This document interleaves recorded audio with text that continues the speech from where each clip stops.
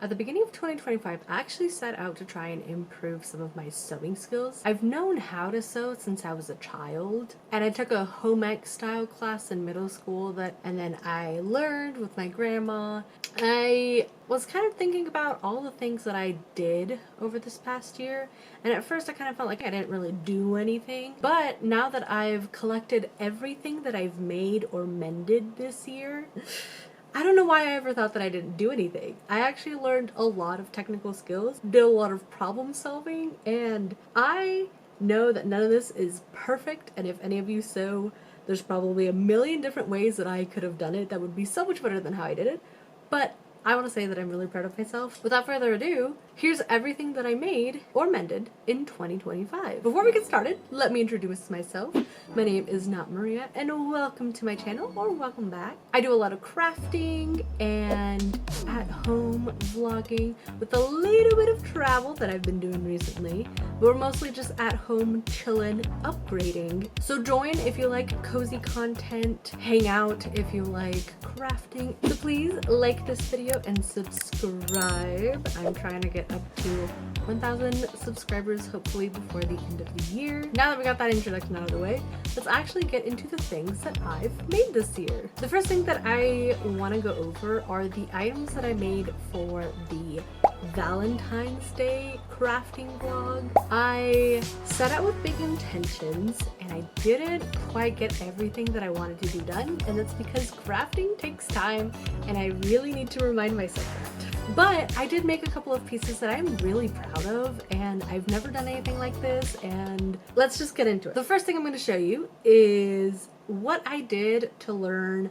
a couple of things. One, I wanted to get a little bit better with working with ruffles. Ruffles are cute, I like it, it's fun, it's very whimsical and kind of girly. But I also wanted to practice working on my seams and my edges because they are not very good, they are not very clean, and I'm just not very good at that part. But I made this little set of wrist cuffs.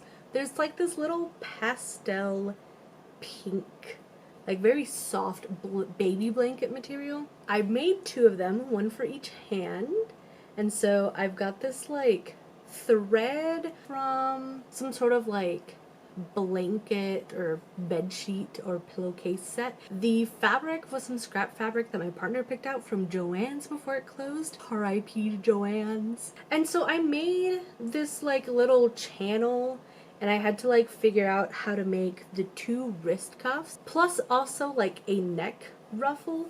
The neck one, you know, I'm kind of thinking maybe the neck wasn't the best idea, but I did say in that video that I would make it or use it more as like a headband.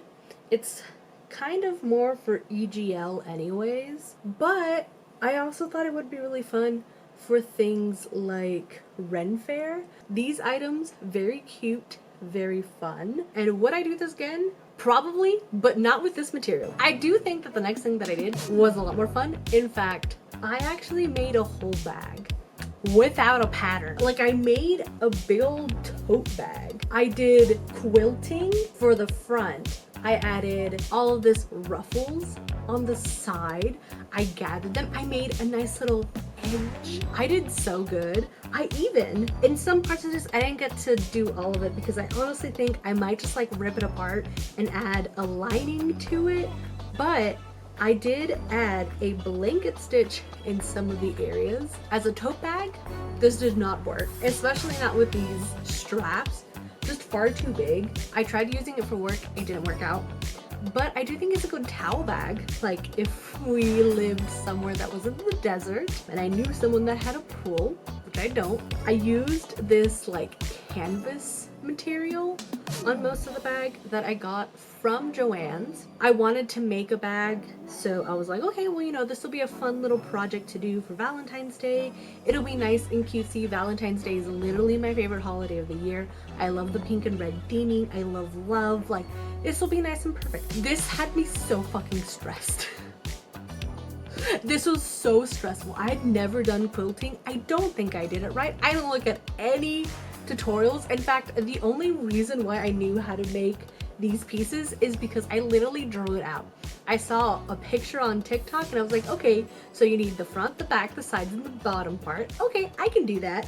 And I cut it out and I think it works. I mean, it definitely works as a bag. So I think that if I were to redo this, I would add a lining because this canvas by itself is actually kind of flimsy. And two, I would probably watch a video on how to fucking quilt. Anyways, I tried really hard to make it so that no two of the same image or like pattern would be right next to each other, and I did a pretty good job except for like maybe a couple places, but you'd really have to be like looking at it to be able to decide that. I do need to go in and blanket stitch these seams together. I think this is a really good piece as like a diagnostic to see kind of the limits of my sewing skills.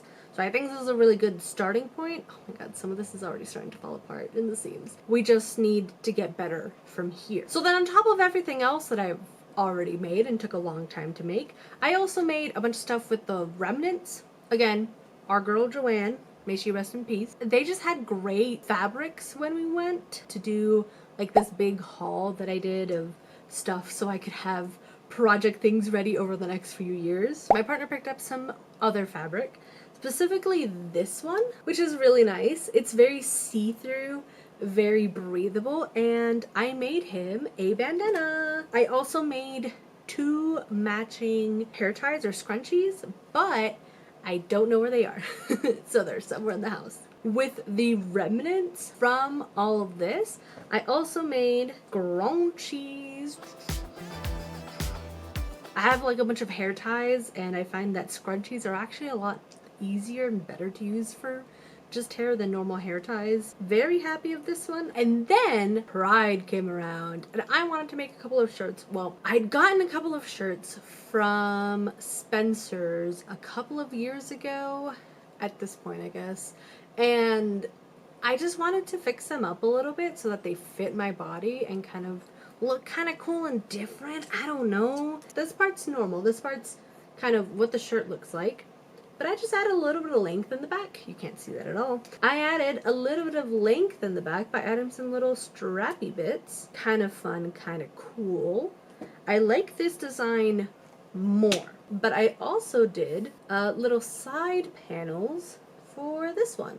Now, both of these shirts are an extra large, but they don't fit like an extra large, which is why I had to make them a little bit bigger. With the first one, since I just did the one on the back, so much easier. Like, maybe a 2 out of 5 in terms of difficulty. The only part that was difficult was using some interfacing to kind of make it a little bit less wobbly, and I think I just kind of fucked up the interfacing. So, but the one on the side, that one was difficult. A little bit more difficult because you want to make sure that it's like equally spaced and like evenly tensioned. And for my shirt specifically, I wanted it to be able to be worn with a bra and like with just it flattened out. So that was kind of difficult. I had to make it quite boxy, and I think it looks fine. Not my favorite, honestly. I think the bisexual one came out better. I also started getting into cross stitching, at least a little bit more. I got into cross stitching last year, and I really just kind of went wild with it. And by went wild, I mean I completed all of 2 things this year. So I got this shirt from Hollister.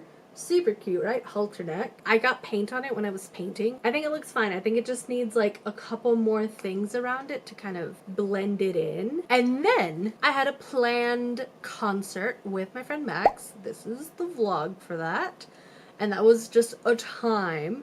But I made a really cute shirt that on the front says girl kisser, on the back says boy kisser. I want to tell you right now that the colors didn't look this way when I was sewing it. This is what the colors looked like. Don't I look so fucking good? But this is what it looks like after it's painted. Or sorry, after it's been washed. This shirt is just a normal gray shirt that I had. My partner also gained some weight and lost some muscle mass. And so that meant that a bunch of their t-shirts now became my t-shirts, but their torso is a lot longer than my torso. So I cropped a bunch of shirts, like literally the outfit that I'm wearing, which I'm going to show you here at the end. I dyed it to be a lot darker, and the dye, I liked it a lot because it was kind of splotchy, so it made it feel just a lot more handmade. And I cut out and hand stitched each of the letters onto the shirt. Here's where I fucked up though. One, I should have put this shirt through multiple washes because now the color is a lot more even, which is nice, but it also bled into some of my letters, which is not nice, especially because I didn't actually put any interfacing on the back of my shirt. I'm gonna need to do that this year. I want to make sure that this is gonna stay as intact as possible. I put in a lot of effort into this shirt, and I really like the way that it looks on me, and I really like the way that it came out. I don't even mind it just being a lot darker. It's just, this was an act of love and an act of like just queer joy, and I was so happy making this. I mean, I was super angry because, oh my fucking god, hand stitching takes so fucking long. But like the result of this, very happy. It makes me really proud that I did this. And I went above and beyond by trying to add as many different types of hand stitches as possible. I did mention that I cropped a bunch of shirts. I'll show you an example because I did this for a couple of my menswear that I've gotten, and I did this for a bunch of pants. I still have so many more, but that's another video. I took shirts like this and I just cropped them. I mean, you can kind of see there's not a whole lot of space between the end of the sleeve and kind of where it opens up, and that's okay for me. For me, getting these shirts cropped meant that they would be a lot more wearable throughout the summer, and especially like with the job that I was at, they allowed stuff like this at work.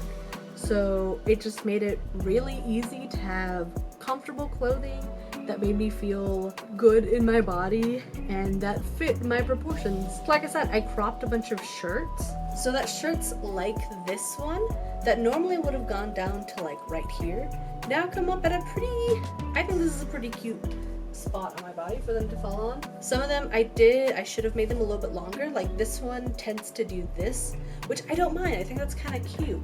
And then like I said, for pants, I had to crop them. I had to crop these pants so badly.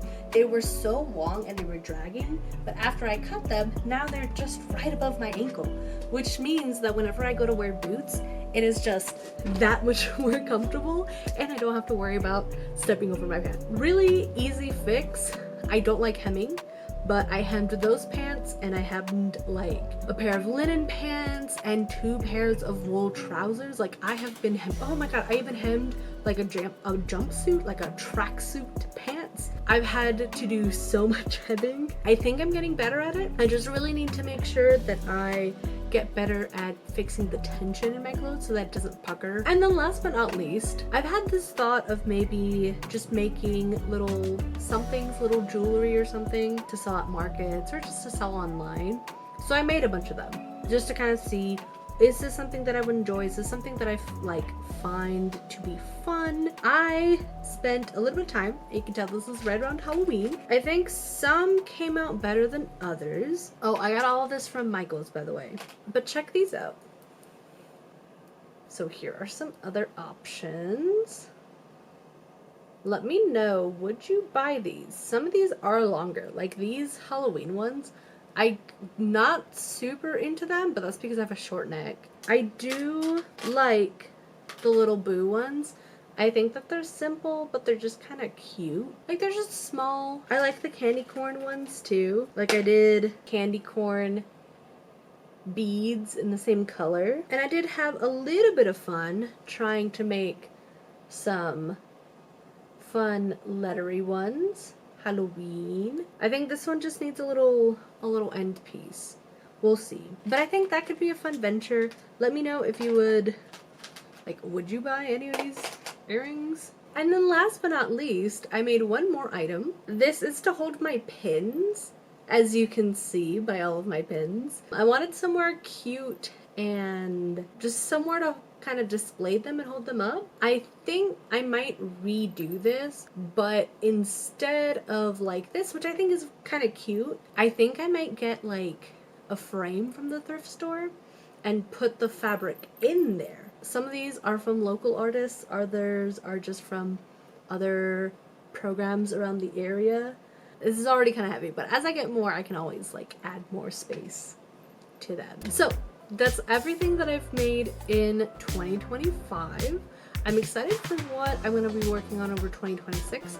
I know that I had a bunch of goals at the beginning of the year, like I really want to make a Stolas costume or cosplay, specifically the one from when it goes to the date at Ozzy's, but that is a cos plan for the future, not for 2026, probably 2027. Because I think 2026, I just need to focus on learning a couple more skills and like technical skills specifically when it comes to sewing, and maybe just play around a little bit with some customizing some clothes. I've been working on this bigger bedroom remodeling video, and part of it, which I started way back in this video, finding a way or finding creative ways to take old clothing or clothing that doesn't fit and just kind of give them new life. Some of it is going to be twerking, some of it is going to be just kind of making new garments or making patches or just kind of customizing my clothes where I can. So I'm excited for what the New Year's gonna have in store for me. I just need to sit down and plan what I'm going to make. Thank you so much for being here. I hope that you had a lovely time. If you haven't already, go ahead and leave a like on this video. Comment what your favorite thing that I've made is. What have you worked on in 2025? What are some of the things you've created and maybe want to make in 2026?